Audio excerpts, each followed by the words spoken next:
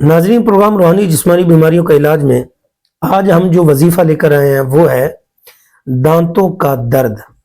ہر دوسرا بندہ دانتوں کے مرض میں مبتلا ہے۔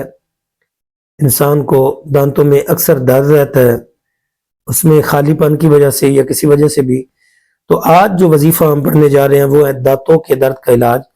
شاہ احمد رضا خان بریلوی رحمۃ اللہ علیہ فرماتے ہیں جس کے دانتوں میں درد ہو تو وہ وتر کی پہلی رکعت میں نماز عشاء کے دوران جب انسان وتر پڑھتا ہے تو وتر کی 3 رکعتوں میں سے جو پہلی رکعت ہے اس میں سورہ فاتحہ کے بعد سورہ نصر پڑھے، اور دوسری رکعت میں سورہ فاتحہ کے بعد سورہ لہب پڑھے، اور تیسری رکعت میں سورہ فاتحہ کے بعد سورہ اخلاص پڑھے۔